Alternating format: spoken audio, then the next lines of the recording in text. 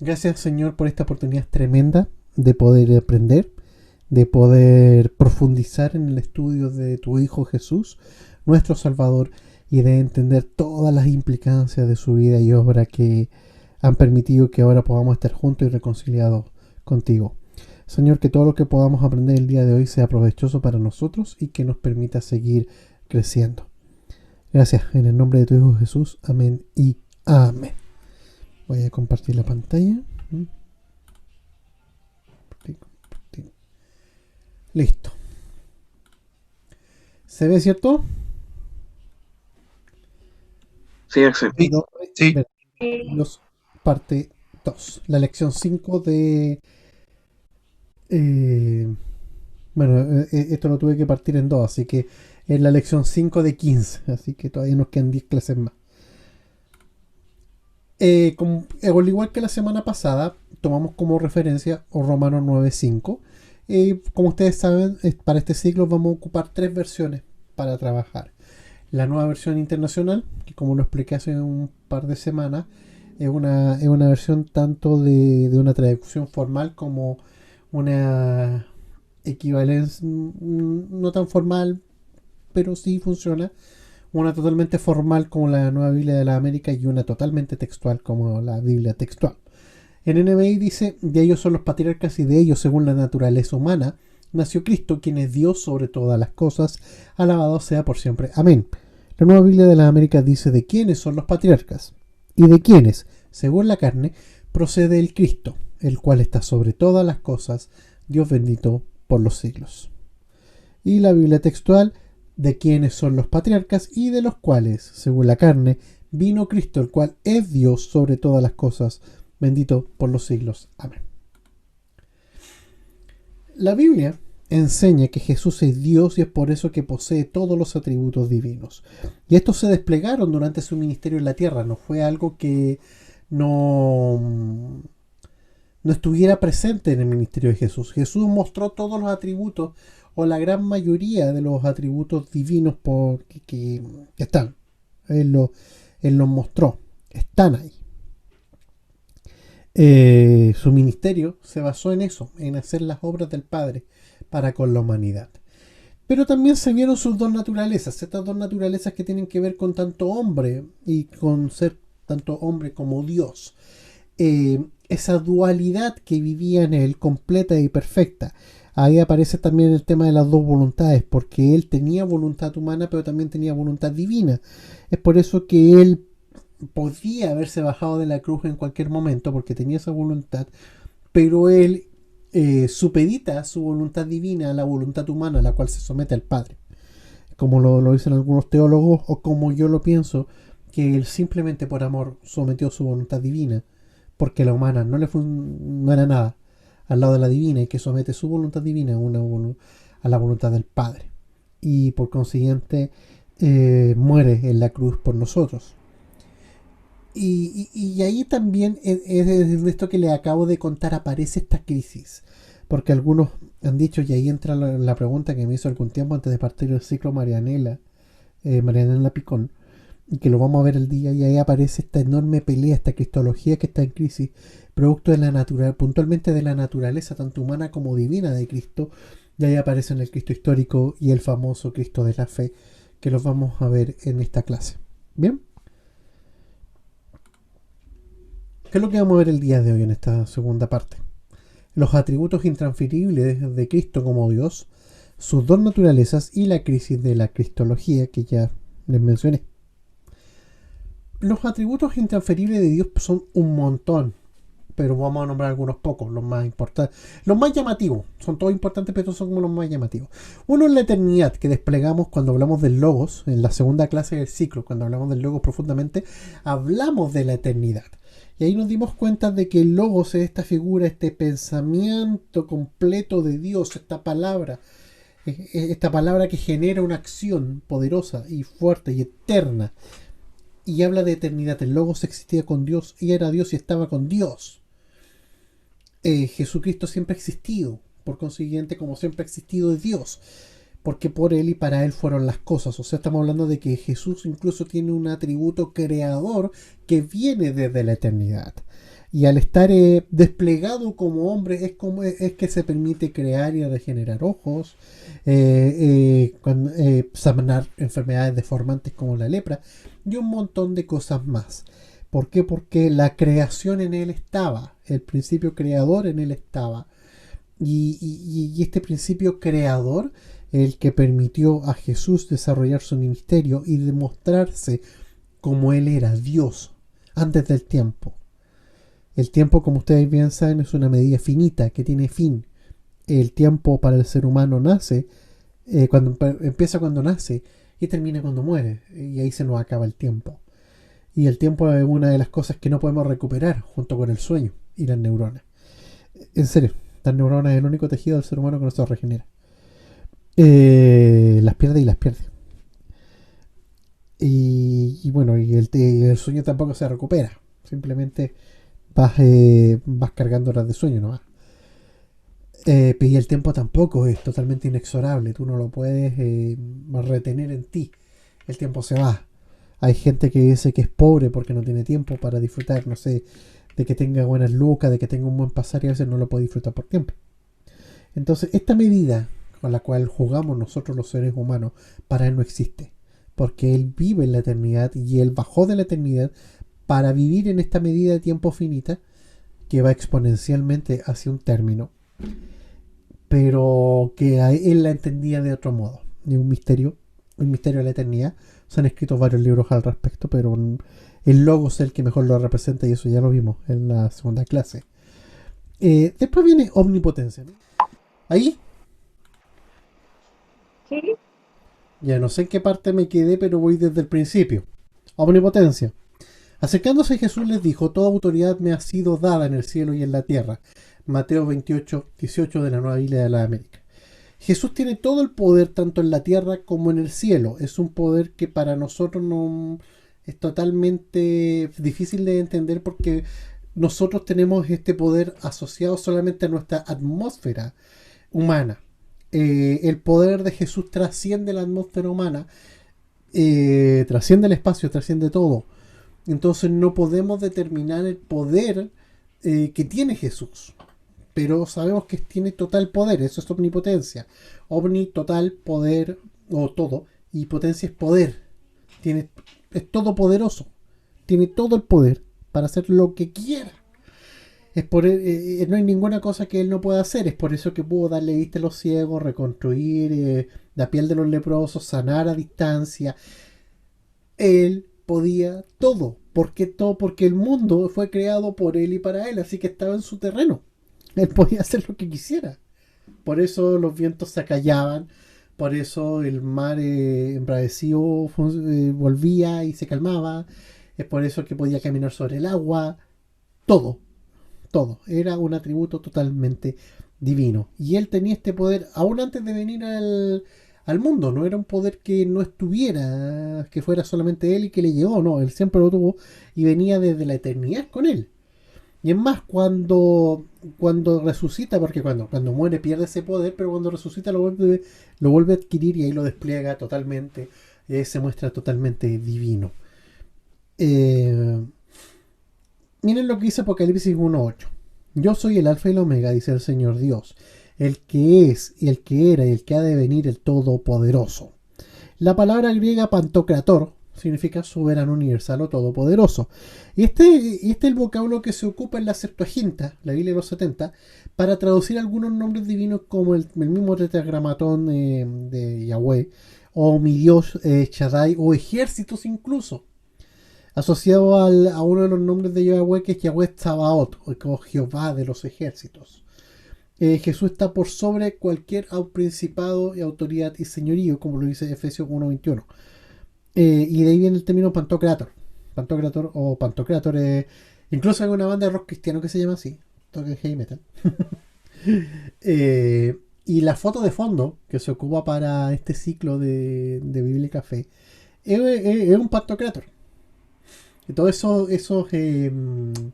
esas figuras de Cristo que se ven en las iglesias de principios de la Edad Media, como la que ustedes pueden ver aquí, si es que ven mi mouse todo esto es un pedazo de un pantocrator. No me recuerdo cuál, pero fue el más grande que puedes conseguir por resolución. Pantocrator me suena a banda de bachata. No, no, no, no, no. Es de rock and roll. Es de heavy metal. Eh, esto es un Pantocrator. Y el primer Pantocrator que existió tenía, por no sabe si fue error de dibujo o se les corrió la pintura, tenía este ojo un poco más alargado. Entonces quedó como un estándar estético para dibujar Pantocrators. Así que por eso tiene este ojo más. Tiene este ojo así y este más alargado. A propósito. Pero de ahí viene el término Pantocrator que en griego y tiene que ver con esto, con esta traducción de Todopoderoso para estos nombres divinos asociados a omnipotencia que habían en el Antiguo Testamento y que se tradujeron al griego así. Y claro, la Septuaginta es la que lo hace. Así que la Septuaginta bueno, lamentablemente la Septuaginta no se puede leer en español, como para entender bien esto, porque si no pierde la esencia. Hay que leerla en griego, y es súper complicada, un tomo así gordo, grande, macizo, que cuesta leerlo. Cuesta leerlo. La omnipresencia. Este es otro de los atributos divinos que Jesús tenía, que es estar en todo lugar al mismo tiempo. Él lo tenía porque Jesús es ilimitado en tiempo y espacio, como lo dice Mateo 18:20 y 28:20. Estos dos pasajes muestran que Él puede estar en cualquier parte del universo. Él está en cualquier parte. Recuerden lo que dice en Mateo 28. Yo voy a estar con ustedes siempre hasta el final del mundo. Siempre estuvo. Él puede estar en cualquier parte, puede estar acá, puede estar allá y pasó muchas veces que apareció así de la nada en otras partes. Él, ojo, Él hoy está con nosotros, está en nuestra reunión, está en clase, está acá, está con nosotros. Él puede estar en todas partes. Él está. Esta capacidad divina de estar en todas partes es propia de Él. ¿Qué otro atributo divino tiene? Es la omnisciencia. ¿Qué es la omnisciencia? Es un atributo que solo Dios posee, que Jesús lo muestra en su ministerio. Y esto que es saberlo todo. Todo lo sabía. En Juan 1, 47, 48 dijo que vio a Natanael bajo la higuera. ¿Cuándo? ¿Cuándo lo vio? ¿Cómo supo que estaba bajo una higuera? Porque lo sabía todo. Sabía que en el mar había un pez con una moneda y que Pedro al lanzar el anzuelo lo pescaría, que con esa plata iba a pagar el impuesto tanto de Pedro como el de Jesús, como se lee en Mateo 17, 27. ¿Cómo lo sabía? Porque lo sabía todo. En Juan 2, 24 al 25 se indica de que no era necesario decirle nada sobre lo que había en el interior de cada hombre porque ya lo sabía todo. Incluso se acuerdan cuando está con la mujer samaritana y ella le dice, no tengo marido, y él le dice, bien dices, porque le cachó que tenía todos los maridos que con el que estaba viviendo no era su marido. Lo sabía todo. Porque, ¿y quién más puede saberlo todo? Dios. En Primera de Reyes 8:39 se afirma que solo Dios conoce el corazón de los hombres. Como Jesús es Dios, es totalmente omnisciente. Dios lo sabe todo, entonces como Jesús es Dios, Jesús lo sabía. Cuando estuvo en la tierra, demostró que lo sabía todo. Él sabía lo que había en el corazón de Nicodemo cuando le fue a preguntar en Juan 3, y es por eso que le contesta así, sin ninguna introducción. Nicodemo va y le dice, maestro, sabemos que tú vienes de parte del Señor, porque solamente quien viene de parte de Dios puede hacer las obras que tú haces. Y él va y le dice, de cierto te digo que el que no nace del agua y del espíritu no puede entrar al reino de los cielos. Pero como ahí empieza la discusión teológica. Pero ya lo sabía, ya sabía lo que iba a preguntarle. Él sabía lo que iba a pasar, él sabía todo lo sabía. Omnisciencia, y él todo lo sabe. Y aquí es donde entra un poquito más enredado. Al principio les conté que Pantocrator se podía traducir también como Yahweh de los ejércitos, y esta es una definición también del poder de Dios. ¿Quién es este rey de gloria? El Señor de los ejércitos, ese es el rey de gloria. Transliterado a la Septuaginta, es rey de gloria, o Yahweh de los ejércitos, que es donde se ocupa. En hebreo se lee Yahweh Tsabaot, quien es este rey de gloria, quien es este poderoso rey.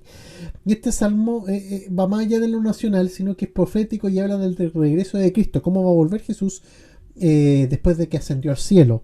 El canto glorioso de los ángeles al recibirlo victorioso en el cielo. Y el Nuevo Testamento lo llama rey el Señor de la gloria, Pablo lo llama así puntualmente en 1 Corintios 2.8. Recuerden que Pablo era fariseo, así que manejaba esto al dedillo.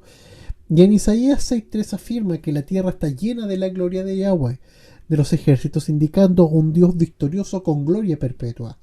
Cuando ocupamos este vocablo, estamos hablando de este rey de gloria, de este rey todopoderoso, de este rey victorioso y que venció. ¿Por qué de los ejércitos? Porque el máximo general de los ejércitos israelitas siempre ha sido Dios, no el general de turno. Hasta el día de hoy el ejército judío dice que su comandante en jefe es Dios y después viene el humano. Por eso un ejército es el tercer ejército más poderoso del mundo después del norteamericano y del británico. Así que sí, y eso que son pocos. En un país súper chico este es un ejército poderosísimo, con poca gente. No sé cómo lo hacen. Bueno, están bajo promesa, están bajo pacto. Así que Dios se encarga de ello. Y aquí entramos en preguntas hasta ahí, paréntesis. ¿No? Sigamos. Las dos naturalezas, aquí pongan atención. Son pocas láminas, pero pongan atención, por favor. Cuando hablamos de dos naturalezas, hablamos del término griego hipóstasis. Hipóstasis es una conjunción de palabras griegas, una hipo, que viene que es bajo, de ahí viene hipocalórico, de ahí viene hipoglicemia, hipotiroidismo, y ahí es hipo. Y viene lo otro que es ishtahayo, que es quedar, o sea, hipostais, hipoclorito. No, esa es otra cosa. Esa es otra conjunción química. Pero puede ser hipoclorito que tenga bajo cloro. No entiendo idea. En química no me iba bien. Con relación a Jesús, este término era usado en la patrística. Les expliqué el otro día lo que era la patrística. Bueno, se lo vuelvo a contar. La patrística es una rama de la teología que estudia los escritos y las predicaciones de los padres apostólicos y de los padres de la iglesia. Que fue los padres apostólicos de este grupito de obispos y maestros cristianos que fueron los discípulos de Jesús o que fueron los discípulos de Jesús, los discípulos de los discípulos de Jesús, una cosa así. O sea, la segunda y la tercera generación de cristianos, cuyo ministerio se dio entre principios del siglo II y mediados del siglo III. Y después vienen los padres de la iglesia, que otro subconjunto, que fueron discípulos de ese grupo, y que se dividen en los padres latinos, que son los que reconoce como santos la iglesia católica de Roma, y los otros que son los padres de Oriente, que son los que reconoce la iglesia ortodoxa.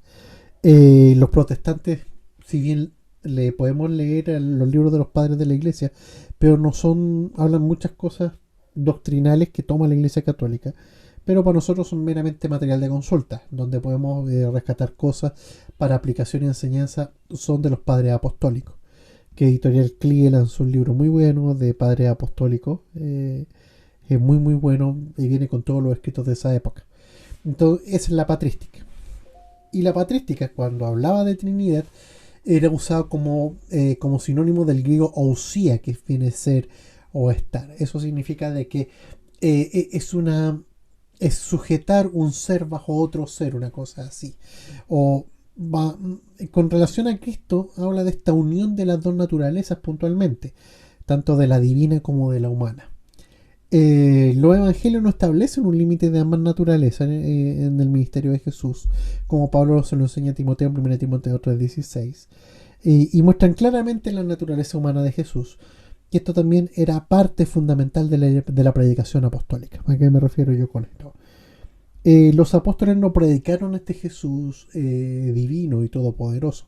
Obviamente, ellos decían que este Dios, que este Jesús, Hijo de Dios, se sometió al Padre y vino y se hizo hombre para compartir el destino de los hombres y de este modo darle salvación a los hombres. Un hombre, el pecado entró por un hombre, Adán, y solamente un hombre tenía que ser capaz de vencer el pecado. Es por eso que Jesús se convierte en esta especie de segundo Adán, que junta la naturaleza divina con la humana para sacar el pecado del mundo. Así como un hombre lo dejó entrar, otro hombre lo hizo salir. Técnicamente el pecado está fuera del mundo, vivimos bajo la influencia del pecado, pero ahora el mundo no está... A ver, es un término que se da mucho en la doctrina de la imputación, que el pecado sigue estando en el mundo, pero es influencia el mundo. Antes de Jesús el pecado estaba en el mundo. Ahora Jesús cuando muere se lleva las llaves de la vida y de la muerte, porque es el pecado el que te retiene en la muerte. Como nosotros somos justos, como justificados y limpios por su sangre, la muerte nos va a llevar en algún momento, pero cuando Jesús vuelva, como no tiene derecho, Él va a buscar a los suyos, a los santos, y la muerte los tiene que devolver. En este caso, por eso vamos a resucitar, tal cual como lo hizo Él. Como Él no tenía pecado, la muerte tuvo que soltar a Jesús, no pudo retenerlo. Y por eso Jesús resucita. Nosotros vamos a pasar exactamente lo mismo. Como somos santos, como somos hijos de Dios por intermedio del sacrificio de Jesús, la muerte nos va a tener que soltar en aquel día glorioso. Así que tengan fe, muchachos y muchachas, pase lo que pase, vamos a estar en gloria, sí o sí. Garantizado, la Biblia lo dice así. Bien, y esas son las dos naturalezas, esas son las cosas, y ahí establecemos también el tema de las dos voluntades. Cuando hablamos de dos voluntades, estamos hablando de la voluntad humana con todos sus problemas y con todas sus grises y matices, y está la voluntad divina. Como les dije al principio, algunos teólogos han dicho que la voluntad humana primó por sobre la naturaleza de la voluntad divina. No, fueron iguales. Lo que pasa es que Jesús sometió incluso su voluntad divina a la voluntad del Padre. O sea, él actuó en un sometimiento total, porque él sabía que solamente como hombre podía resolver el tema del pecado. ¿Se entiende lo que estoy queriendo explicar? Igual es complejo, no es sencillo de entender, o sea, estamos discurriendo en profundidades que igual son heavy. Y estoy tratando de ser lo más claro posible. Así que de verdad, si tienen dudas, ustedes saben, micrófono abierto, pueden preguntar. Siéntanse libres de aquello. Declarándose Dios. Ustedes, volviendo al tema de la naturaleza divina, Jesús se declaró Dios y se mostró como tal. Los evangelios registran que Jesús se declaró Dios en muchas oportunidades y que actuó como tal. Por ejemplo, varias veces aceptó la adoración. Mateo 8:2, 9:18, 14:33, 15:25 y Juan 9:38. Y que perdonó los pecados del paralítico de Capernaum en Marcos 2:10, ¿se acuerdan? Él no le dijo, te has sanado, le dijo, tus pecados te son perdonados, y de ahí se sanó. ¿Por qué? Porque el pecado también tiene capacidad de enfermar. Porque el pecado, cuando se apodera de uno, nos quita la voluntad.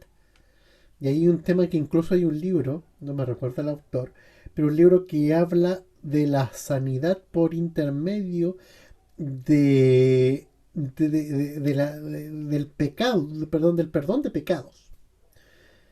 En que dicen que Jesús no sanaba simplemente del cuerpo, sino que sanaba el alma. Pero para sanar el alma tenía que perdonar los pecados para que los pecados no tuvieran efecto. El pecado, asúmanlo, para hacerlo más sencillo, como una enorme cuenta, la cual es imposible que podamos pagar. Y Jesucristo es el que nos pagó esta cuenta ante Dios. Y cuando Él perdona estos pecados, como que perdona las deudas.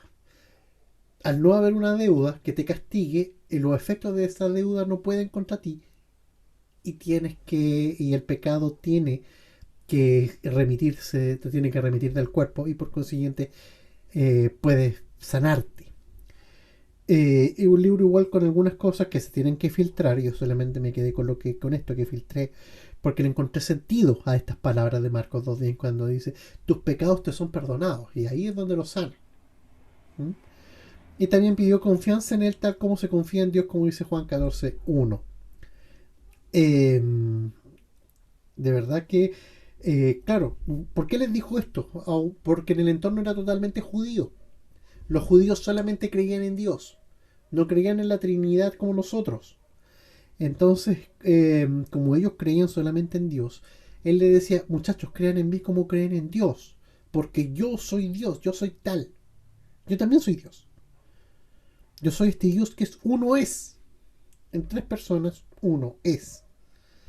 Y él le dijo, crean en mí, así como creen en Dios, porque yo soy tal. Yo soy Dios. Y que cuando dice eso, revela, siendo hombre, su naturaleza divina, la cual con obras y con milagros se hizo ver. Eh, ¿Preguntas hasta ahí? Sigamos. Cambié la portada por si acaso, pero lo que tenía otra portada más bonita, pero tuve que reciclar. Pero ya les conté el porqué. Ah, la crisis de la cristología. La cristología, que es lo que estamos estudiando, está en crisis. ¿Por qué? Hace muchos años atrás, 451 años, 1600 años atrás, existió algo que se llamó el Concilio de Calcedonia, que fue un concilio que, que estuvo en Bitinia, cerca de Turquía ahora, en que se definieron dogmas que desde entonces han sido reconocidos como infalibles por la Iglesia Católica, por la Iglesia Ortodoxa, y que también fueron reconocidos por la Comunión Anglicana y por el luteranismo, pero que fueron rechazados por las iglesias orientales y por la iglesia también asiria del Oriente. ¿Cuál es la gracia del Concilio de Calcedonia? Fue de que rechazó varias doctrinas heréticas y estableció el credo de Calcedonia, que describe totalmente la humanidad y plena divinidad de Jesucristo, segunda persona de la Trinidad. O sea, es aquí donde se establece la doctrina de que Jesús es verdadero hombre y es verdadero Dios al mismo tiempo. Miren lo que dice, les voy a leer el famoso credo de Calcedonia, es este. Nosotros, entonces, siguiendo a los santos padres, ahí se está refiriendo a los padres apostólicos y a los apóstoles, todos de común consentimiento enseñamos a los hombres a confesar a uno y el mismo Hijo, nuestro Señor Jesucristo, el mismo perfecto en deidad y también perfecto en humanidad, verdadero Dios y verdadero hombre, de acuerdo a la deidad y cosustancial con nosotros, de acuerdo a la humanidad. Punto ahí. Sé que cosustancial habla de la misma sustancia, de la misma forma. Es lo que hablé la semana pasada. Jesús pasó por todos los estados de un ser humano. Es por eso que... Voy a poner aquí el lapicito. Es por eso cuando hablamos de cosustancial, habla de que es igual a nosotros. Jesús fue igual a nosotros. No fue totalmente distinto, fue igual. Es por eso que ellos dictaminaron que tenía la misma sustancia que nosotros. Consustancial con la deidad y consustancial con nosotros. De acuerdo a la humanidad, en todas las cosas como nosotros, sin pecado, en todas las cosas como nosotros, sin pecado, engendrado del Padre antes de todas las edades. Aquí está resumiendo la eternidad. Engendrado por el Padre antes de todas las edades. De acuerdo a la deidad y en estos postreros días para nosotros y por nuestra salvación, nacido de la Virgen María de acuerdo a la humanidad. Uno y el mismo. Cristo, Hijo, Señor unigénito. Recuerden lo que le enseñé de Cristo. Salvador, Hijo, Señor, engendrado, no creado. Para ser reconocido en dos naturalezas. Lo que estábamos hablando en la parte anterior. Dos naturalezas. Inconfundibles, incambiables, indivisibles, inseparables. Por ningún medio de distinción.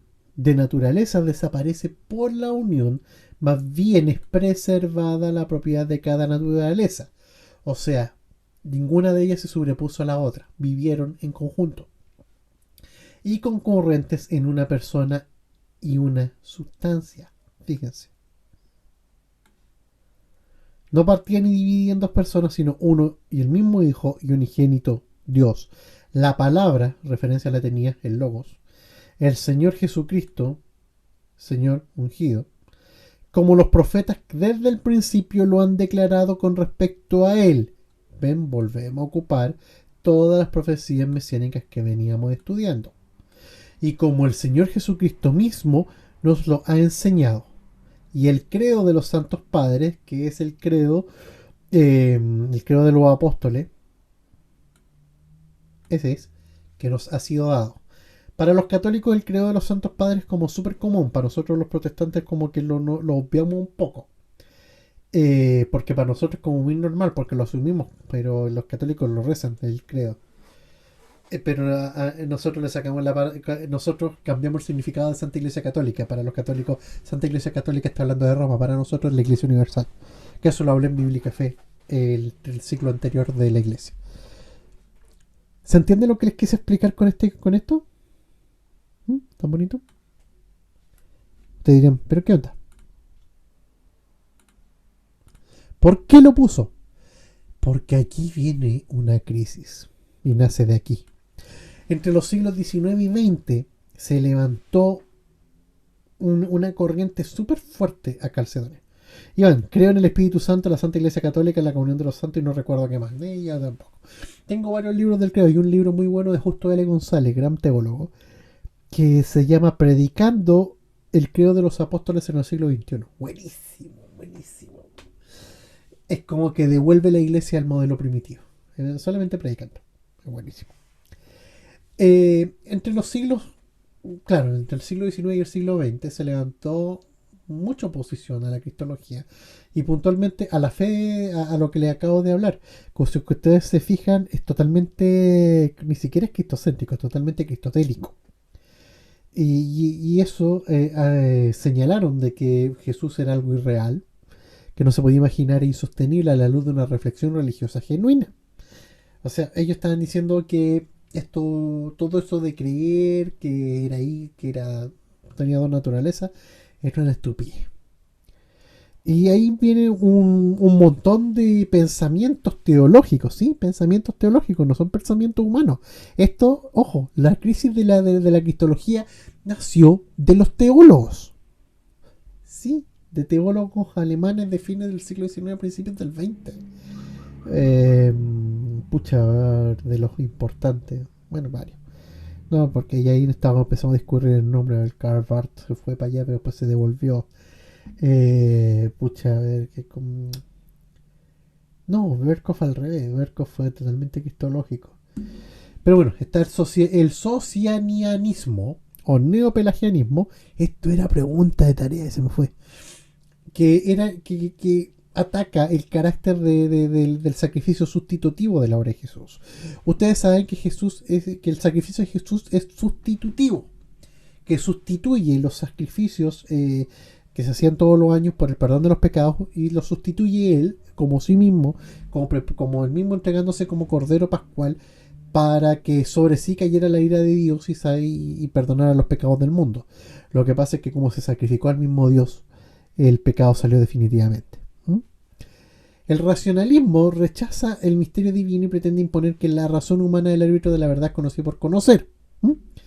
El modernismo, que presenta un Jesús histórico que está basado en la evidencia más bien científica, como les dije, lo de Flavio, los documentos de Flavio Josefo y otros que vimos hace algunas clases atrás, y presenta en oposición al Cristo de la fe, que el Cristo de la fe es el producto de la fantasía, del pensamiento mágico, incluso de la autosugestión de la iglesia primitiva.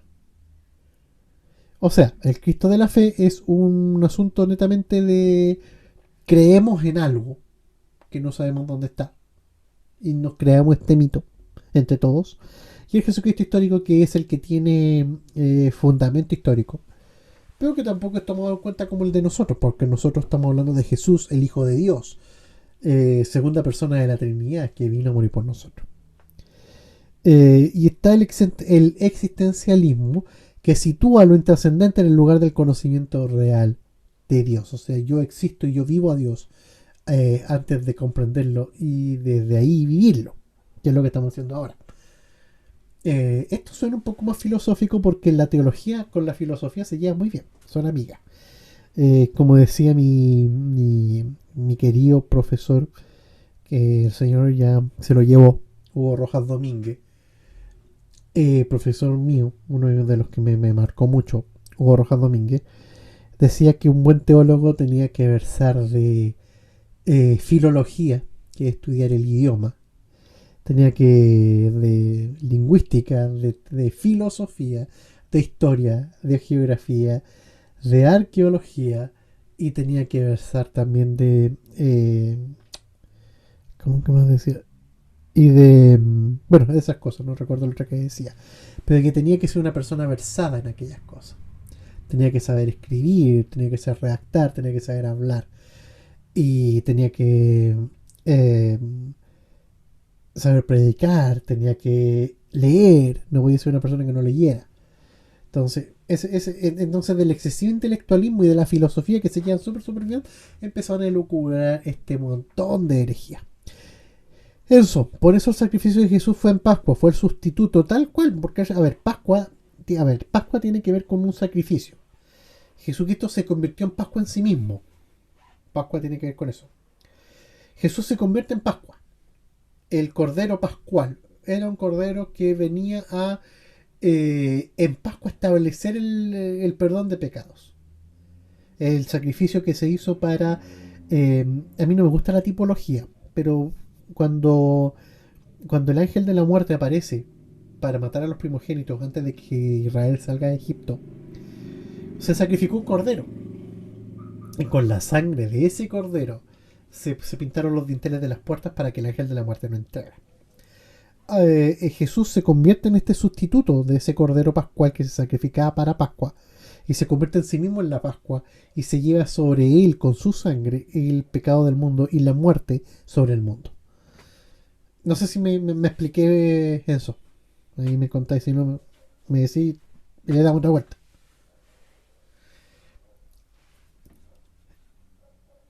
¿Y cómo surgió esta crisis? Las conclusiones de todos estos ataques son de que Jesús era un hombre como todos los demás y que con una progresiva conciencia de que Dios estaba en él, fue que llevó a cabo su obra. O sea, él era un simple mortal, pero que gradualmente Dios le fue dotando de poderes cada vez más poderosos y más espectaculares para hacer su obra. Llegaron a la conclusión de que toda la cristología tradicional está entramada en una filosofía añeja que ha creado el llamado dogma cristológico. El dogma cristológico, como lo definen estos teólogos, si es lo más divertido que son teólogos, de verdad que son teólogos, es una cuestión muy loca. El dogma cristológico tiene que ver con un Jesucristo que ha sido levantado por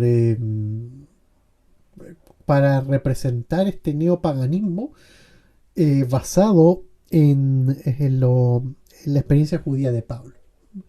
Y ahí entra otra cuestión más, otra ramificación llamada la nueva perspectiva sobre Pablo, o NPP, como también se llama en el ambiente teológico, que tiene que ver con que Pablo levantó el cristianismo como una religión nueva basada en el monoteísmo judío y otras religiones politeístas como el hinduismo y como la religión basal egipcia. Recuerden que Pablo era un erudito importante y una eminencia teológica. Entonces, como tal, ocupó todos estos elementos para levantar esta nueva religión. Porque ellos dicen de que el cristianismo verdadero como tal era de base totalmente judía, que era lo que predicaba Santiago y era lo que predicaba Pedro. Y que fue muy claramente durante los primeros años del cristianismo, la famosa escuela petrina, que más bien judía, que tiene como principal legado escritural Marco y su anterior, que es el documento Q. y que Pablo levanta esta nueva religión basada en el concepto trinitario, y que en base a eso se cree este Cristo. Y ahí, y que esta corriente teológica de los primeros años de la iglesia fue la que primó y que se llevó incluso en la mitad del canon, ya que estableció la base doctrinal de la iglesia, ocupando a esta forma de ver Cristo. No, sí, de verdad que es un temazo aparte. O sea, a Pablo en los últimos 200 años le han dado duro, teológicamente hablando. Producto de esto, de aquí nace. Y los teólogos, sobre todo los luteranos y algunas corrientes anglicanas, le dan duro. Incluso algunos sectores del calvinismo también se le han dado desde eso, sobre todo iglesia episcopaliana.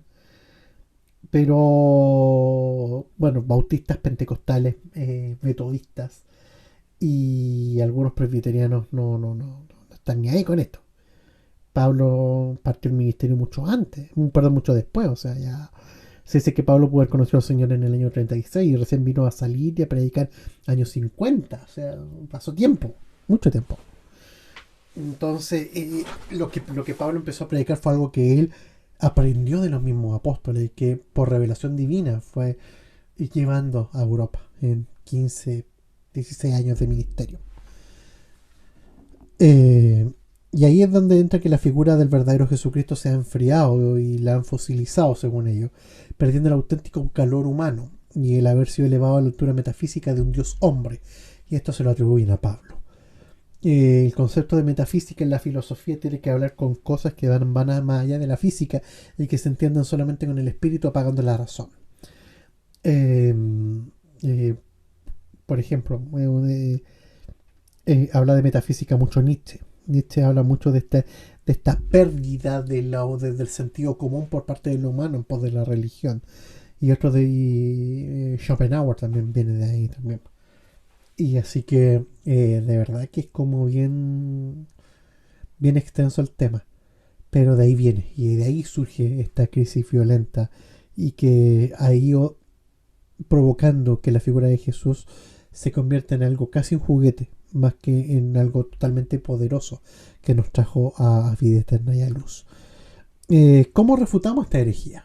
Este ataque es serio, le quita la divinidad plena de Cristo de la vida del cristianismo. O sea, fueron los mismos teólogos liberales que le fueron sacando a Jesús el poder que tenía sobre la iglesia.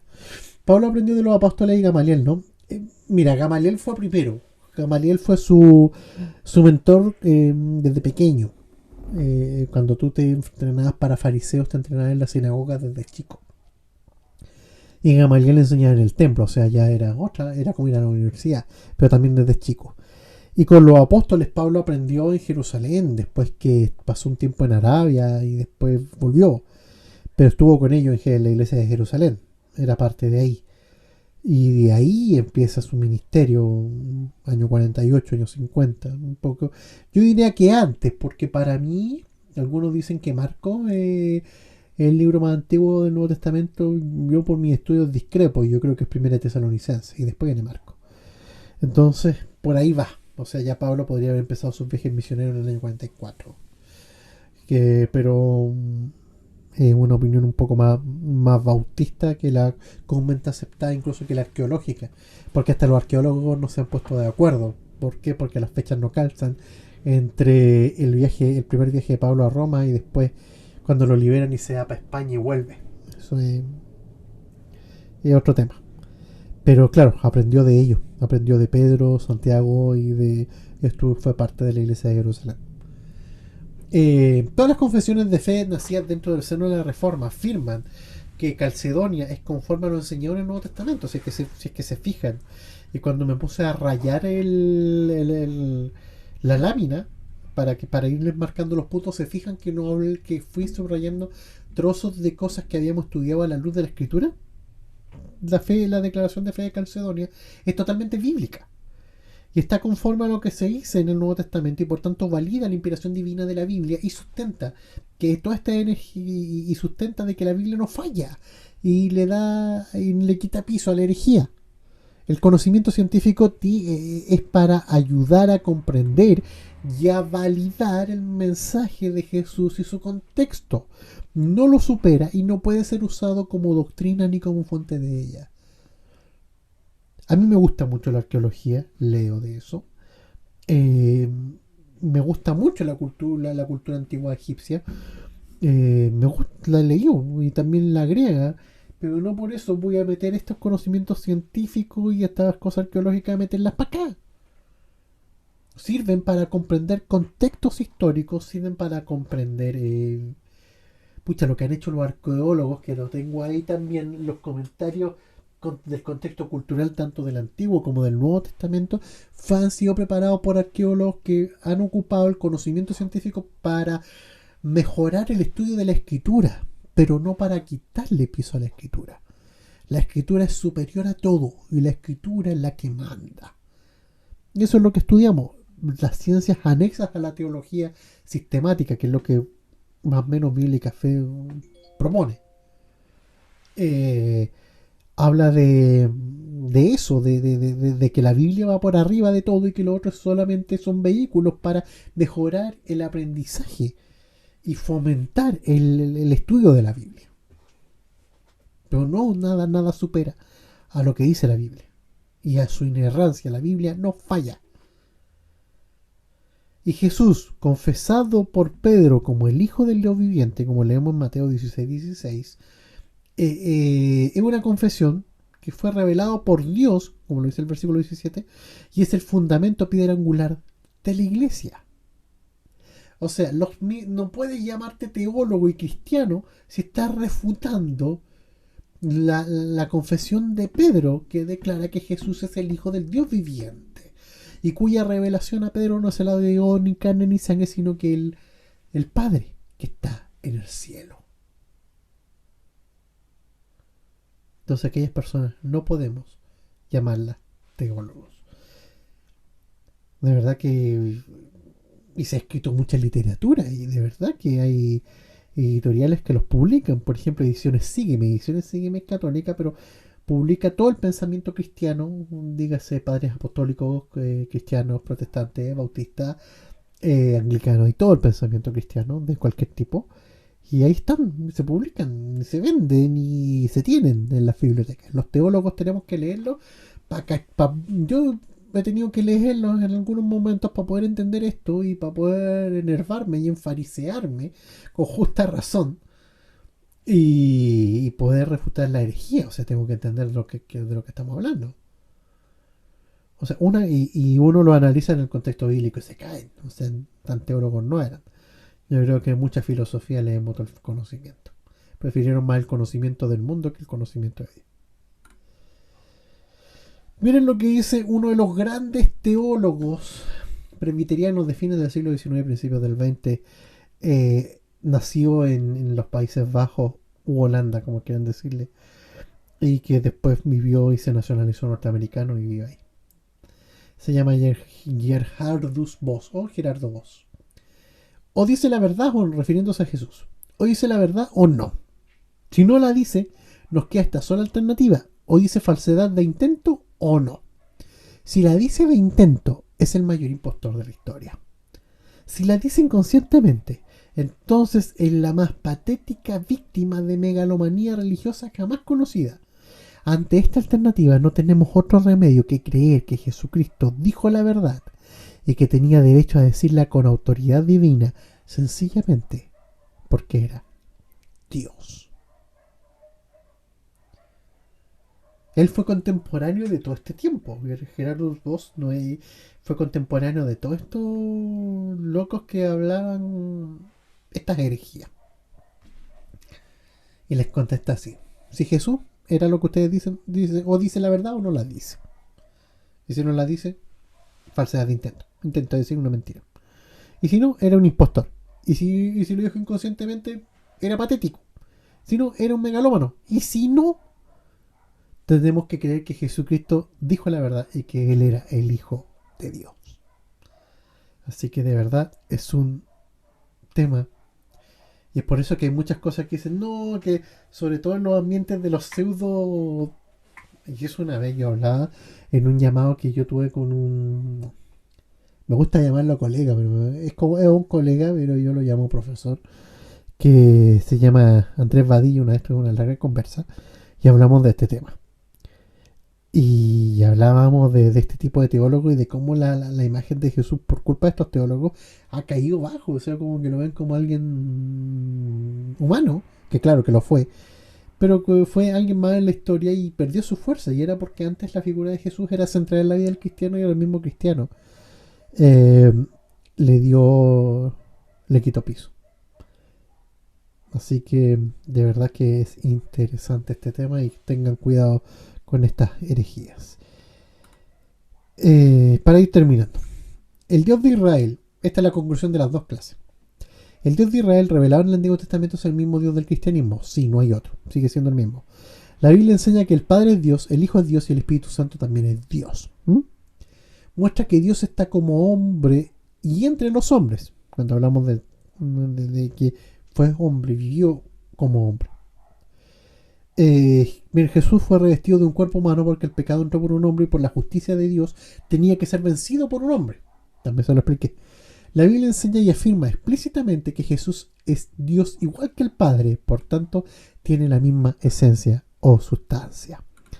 Jesús tiene atributos intransferibles tales como eternidad, omnipotencia, omnipresencia, omnisciencia, es el Dios de los ejércitos, entre otros. Jesús tenía dos naturalezas plenas y unidas, y la cristología está en crisis debido a enfoques heréticos que le han hecho daño desde adentro hacia afuera a la figura de Jesús. Bien, como les dije, por problemas técnicos ya me llevan 2 días seguidos que me está fallando este computador, así que ya como que quiere morir. No votaría. Se me perdió ayer cuando se apagó el computador, así que no alcancé a dejarla planteada. Eso, oye, igual se movió poca gente. O sea, llegó Abejita, Enzo, Marga se tuvo que salir por la niña. Gracias por... Evelyn también entró y parece que se tuvo que salir. Eso, queridas y queridos. Es un tema para largo. Yo se lo resumí porque de verdad queda para largo. Es gigante este tema. Se han escrito muchos libros puntualmente de esto. Ah, aquí estoy, es que no te veo aquí en mi pantalla. No te vi. Perdón. Perdón. No te vi, Eve. Entró Juan Carlos. Juan Carlos yo lo vi que entró también y que bueno, ya se tuvo que salir. Eso, muchachos. Si quieren, hay un montón de libros más densos que les puedo sugerir y que van a estar en la bibliografía al final del curso, como siempre lo hacemos. Y bueno, están los libros de la refutación a lo que hizo Pablo, doctrinalmente hablando, que está siendo muy duro y que incluso iglesias cristianas lo están tomando. O sea, están matando un poco la concepción doctrinal de Pablo, y eso se está dando mucho en las iglesias que son neojudaizantes. Está pasando mucho en Centroamérica, con iglesias que son como muy de tocar el shofar y esas cosas, están yendo como esa bola. Y están hablando de que lamentablemente Pablo no es el que nosotros pensamos ni el que Jesús utilizó para darle fundamento doctrinal a la iglesia. Y eso nació de esta herejía que está provocando esta crisis cristológica que está ya casi 200 años en esta pelea y todavía no termina. Y que los teólogos enfocados en cristología están agarrados de las mechas hace ya 200 años. Así que es tema que ojalá esto no siga haciendo más daño a la iglesia, porque es la única que se está perjudicando. Sobre Pablo, hace poco se publicó un libro escrito por un gran teólogo español llamado César Vidal, que incluso ha escrito libros que son novelas, pero también es teólogo, ha incursionado fuera de la teología con éxito. He ganado algunos premios también como escritor de otros libros, y hace poco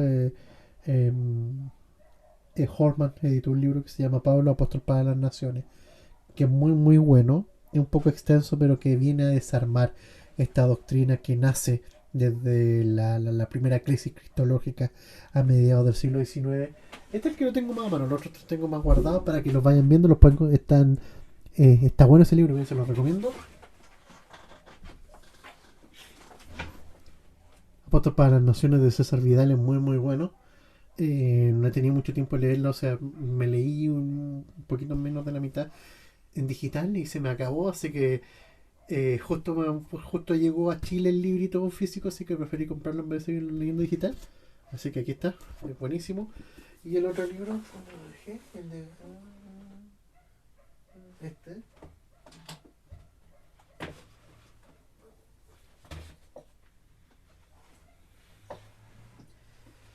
Y este. Destruyendo el fundamento de la nueva perspectiva sobre Pablo, y que parte también desde ahí, de Robert J. Cara, un teólogo bautista bien importante, editado por la editorial Teología para Vivir. Y este librito, se vende, está en casi todas las librerías cristianas porque está publicado por Holman, que es el papá de la editorial Vida ahora. Este es de Teología para Vivir, una editorial independiente bautista, y que recién está llegando a Chile a las librerías cristianas más establecidas, pero que los de libros gráficos lo están trayendo hace tiempo. O sea, está buenísimo, y esto yo lo tengo con ellos de tiempito. Eso. ¿Oramos para alguna duda? No pregunté, la última pregunta. Ya, oremos para terminar. ¿Les parece? Señor, gracias por esta oportunidad preciosa que tenemos de poder estudiar tu palabra. Gracias, Señor, porque nos llevamos esto, de poder entender la doble naturaleza de tu Hijo Jesús, tanto hombre como Dios, que como tal vivió entre nosotros, y que gracias a eso nos hizo libres del pecado, y podemos ahora llamarte papá, papito, y poder sentirnos obligados por ti. Señor, bendice a todos mis amigos, a todas mis amigas. Gracias por su corazón, por su amor, y gracias por sus ganas de aprender, por el corazón que tienen. Ellos son los que hacen latir el león de Judá. Gracias por su amor y sus ganas de aprender. Bendícelos, cuídalos, protégelos, y que esto que pudimos compartir sea de provecho para sus vidas espirituales y les permitan acercarse más al estudio profundo de las Escrituras, que es la principal misión de todo esto.